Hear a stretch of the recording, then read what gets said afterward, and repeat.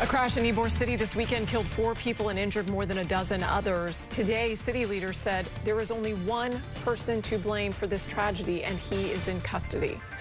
Good evening, I'm Jennifer Lee. And I'm Keith. Kate, thank you for joining us tonight. 22-year-old Silas Sampson is facing a long list of charges as a result of that crash we just showed you there. Tonight, we have 8 on Your Side team coverage. News Channel 8's Georgia MacArthur spoke with a sister of one of the victims. She describes him as a Superman of the family. But we begin tonight with News Channel 8's Jeff Patterson. Jeff, some people are calling for change to make the streets safer in Ybor City. Good evening, Jen and Keith. That they are. But right along here on 7th Avenue is where a Florida Highway Patrol trooper tried to use his vehicle to prevent that tragedy. Unfortunately, just down there, about 2,000 feet, is where the accident occurred. And now some people are asking, why can't the city block off 7th Avenue to prevent tragedies like this? Yeah, we got 2 that are racing on the highway now. It began with reports of speeding cars on Interstate 275. Ending moments later with the horrific crash. This wasn't an accident.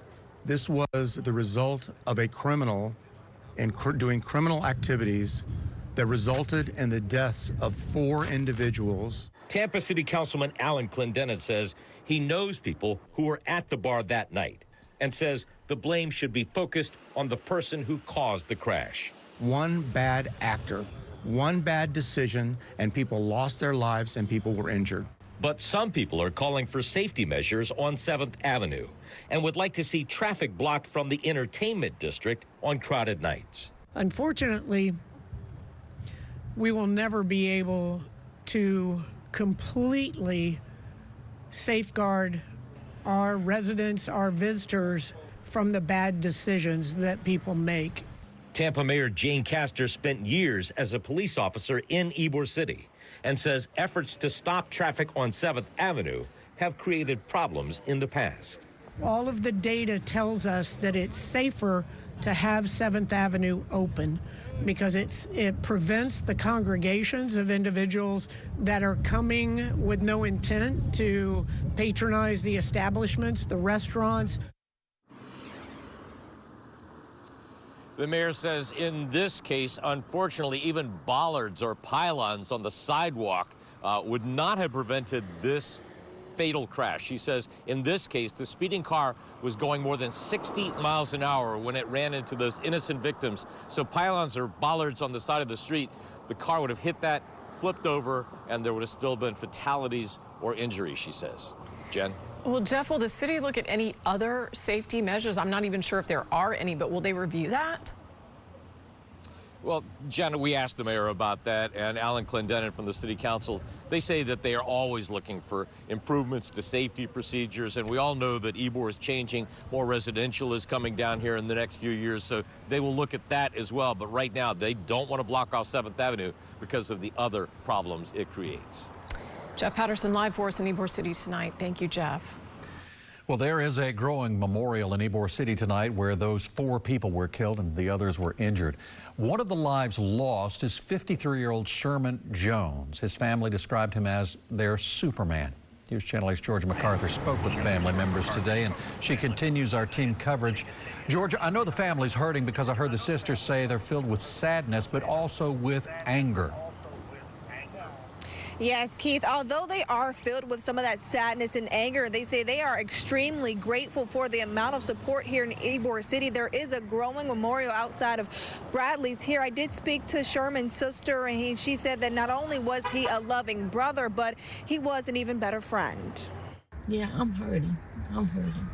I am. Yes, my whole family is hurting. Some are angry. Some are it's mixed emotions. Sherman Jones, a brother and a friend, killed in a deadly crash in Ybor City over the weekend. His sister says he had a smile that could lift any room and a heart big enough to hold everyone. Superman, because he loved to help anybody and everybody. It doesn't matter. Karen Simmons says a sudden knock before sunrise has left her family devastated. First they asked me my name, and then they said that I was a relative to Sherman Jones. I said, yes, that's my brother. When you say I have bad news. Jones was one of 4 victims killed after a man plowed into a crowded bar's patio while fleeing from police. The crash also left 13 others injured. He loved to hang out. He loved to have a good time. He was a good time person, an outgoing person. He was very outgoing. Jones' family says he was their protector, their hero, and tonight that love is clear. Flowers, candles, and Superman photos now cover this memorial, a tribute to the man they say always showed up to save the day. He was just a good guy, good-hearted, kind. He'll give you the shirt off his back. And Jones's family says he absolutely enjoys spending time and hanging out here in Ybor, and tonight they're simply mourning an unforgettable man. Reporting live in Ybor City, I'm George MacArthur, 8 on your side. That's why you did this to my son. He didn't even get to live his life. More questions remain for the mother of a 14-year-old killed in Lakeland. Good evening, everyone. I'm Josh Benson. I'm Jennifer Lee. Thank you for joining us. 7 years after the boy's death, police arrested his half-brother in Georgia. News Channel 8's Polk County Bureau reporter Stacy DeSilva joins us now live from the Lakeland Police Department. And Stacy, a 14-year-old killed by his own brother. It's hard to fathom. I know, Jen and Josh, it is so sad. The boys, shared the same name, but not the same mother. And today we heard from the victim's mother. It's clear that 7 years has not lessened her grief. He loves school. He loves sports. He didn't deserve it. Antoinette Tinsley is asking why. Why, 7 years ago, the life of her son, Rex Honors IV, who she called Stuffy, was taken. He did every day smile. He was a good kid. He was a normal 14-year-old child with kids do. He didn't bother nobody. He wasn't in the streets. He wasn't in no type of games. He didn't do nothing. He just had to go to school and have fun. In July 2018, Stuffy's older brother, Rex Honors III, reported him missing. Officers found Stuffy's body in the backyard of this West Crawford Street home. Detectives early on, they suspected that Rex Honors III, the brother, was responsible for this. Civilian investigator Gary Gross says back then the case lacked evidence and witnesses. Gross now works on Lakeland Police Department's cold case unit and reopened the case in May with new technology available to parse through thousands of pieces of digital data. A lot of this new evidence that we got was not accessible back in 2018, so we got a lot off these cell phones and the search warrants that we did. In October, Gross and a detective traveled to Georgia to interview Honors, who was in jail for allegedly stabbing someone. Gross says Honors confessed to shooting his brother during a fight. He stood up in the interview. He said he turned his head, he didn't look, he closed his eyes, and he said he shot the victim from about 6 feet away. So now Honors has been arrested on charges including second-degree murder and tampering with evidence for allegedly cleaning up the scene and getting rid of 2 guns. He does remain in Georgia tonight. Reporting live in Lakeland, I'm Stacy DeSilva, 8 on your side. The man accused of torturing and murdering a Gulfport teenager was in court today. 35-year-old Stephen Gress is charged with the murder of Miranda Corsett. But is he mentally competent to stand trial? That is what a Pinellas County judge was trying to determine at today's hearing. News Channel 8's Jeff Patterson joining us live from our Tampa newsroom with details. Jeff. Good evening, Keith and Jen. Stephen Gress and his domestic partner, Michelle Brandis, are both charged with the murder of this Gulfport teen. The details of the crime are gruesome. Well, today, a judge heard evidence about the mental state of Stephen Gress. All right, we're here on State of Florida versus Stephen Gress, 25-02030, murder in the first degree. Stephen Gress walked into a Pinellas County courtroom today with deputies keeping a close eye on him. Court records show 16-year-old Miranda Corsett met Gress in February of this year. Is everything cool? Yes, sir. We got a call. Police went to Gress's duplex after getting a tip from a neighbor, but they never found Corsett's body. Court documents show she was tortured and beaten by Gress and sexually abused because of a missing ring. According to a warrant, Gress then murdered the teen, and with the help of Brandis and a roommate, they dismembered her and disposed of her body in a dumpster. Today, a judge heard evidence about the mental well-being of Gress. Dr. McLean determined that he was competent to proceed. The court also heard a motion from Gress's defense attorney to obtain records from the app Grindr. In this case, Mr. Gress allegedly met the decedent in this case on a cell phone application called Grindr, Grindr. It's my understanding that they communicated through this app. The state is seeking those records too, but says attorneys for Grindr claim they have no records of the communication between Gress and Corset. At this point in time, what we're hearing back from Grindr is that there are no records. The court did find Gress is mentally competent to stand trial. His domestic partner, Michelle Brandes, claims she is a victim too, beaten by Gress and forced to participate in the murder. Another hearing in the case has been set for January. Well, today, the Florida Attorney General delivered some shocking news in Hernando County against a man charged with sex crimes against children. News Channel 8's Alessandra Young shares the charges he is facing. A Hernando County grand jury has indicted Nathan Holmberg on multiple counts of sex crimes against children, and now prosecutors want him to pay for this with his life. In this case, we will be seeking the death penalty. A 25-charge indictment has been issued against a man sitting in the Hernando County Jail. Nathan Holmberg is charged with a laundry list of sex crimes against children. The evidence shows that this individual engaged in sexual abuse with a 3-year-old. Not only did he engage in these horrific physical acts, but he also filmed them. Attorney General James Uthmeyer believes Holmberg cannot be rehabilitated. We will be doing everything we can legally to send him to meet his maker. State Attorney Bill Gladson says so far they have 5 separate victims in Hernando County alone. I should stress the indictment issued by the grand jury was for crimes that occurred here in Hernando County only.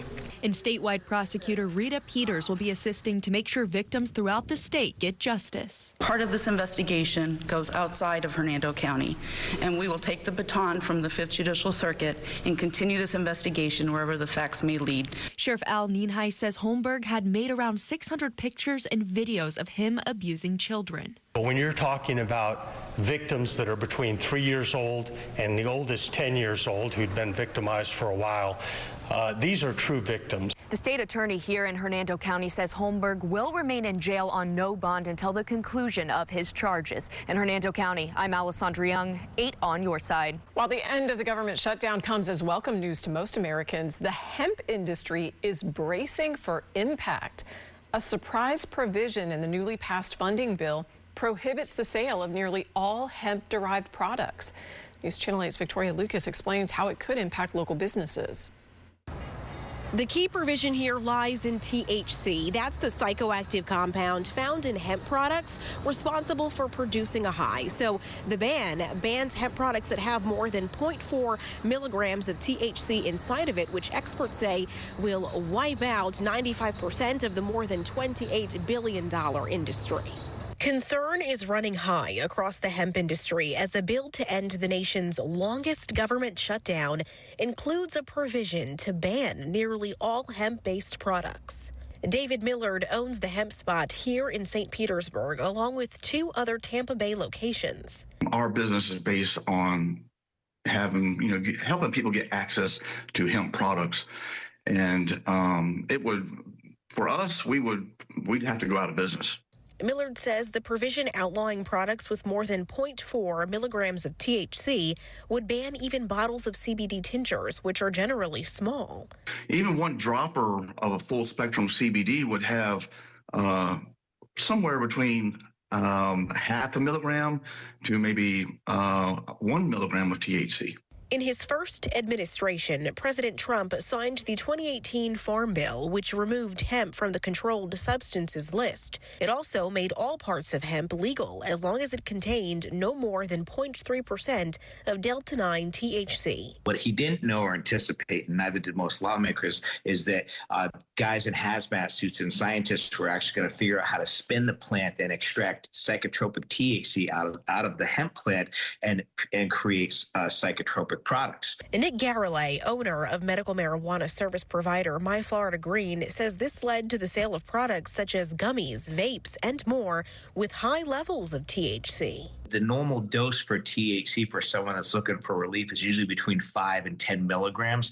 You have places that are selling 1,000 and 10,000 milligram gummies, which will put you in the hospital, especially if you're not expecting it. This ban won't go into effect until next year. So until then, the U.S. Hemp Roundtable, a national advocacy group for the hemp industry, says it will spend the next 365 days advocating to help the federal government to understand how to regulate hemp and protect Americans rather than ban parts of it. In St. Petersburg, Victoria Lucas, 8 on your side. A brand new $250,000 project is 2 days away from opening in Polk County. It's a place to see some thrills, be entertained, and get in touch with old Florida.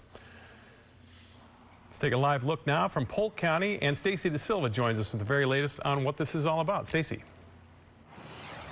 Well, Josh, it's a culmination of years of hopes and planning for county officials and for a man who's made a career out of designing tracks like the one you'll find through this gate. But this time is special. It's on his home turf. Jason Baker calls himself an off-road enthusiast. Places like this are his home away from home. I've traveled all over the world, worked in 6 of the 7 continents, and yeah, so being in my backyard is really, really cool. The Bartow native and his company Dream Tracks designed the new mile-long motocross track at Bone Valley ATV Park in Polk County. Baker says his priorities were safety and making it work for all ages. You want to have a little piece of something for everyone, so everyone has fun, and then obviously something to advance the riders, so certain challenges, different levels of challenges. The Boneyard, as it's called, is a Polk County property lined with the same red clay the county uses for its baseball fields. A couple clay mines south of us that come bring us clay for this and for other parks. Recreation Superintendent Derek Harp says the county has been talking about a motocross track for 20 years. Some infrastructure, a parking lot and pit area, is still under construction, but Harp says they just couldn't wait any longer to let the public in. It all is very satisfying as somebody that grew up riding ATVs that needed someplace that looks at this as a really viable recreational opportunity. It's so rewarding.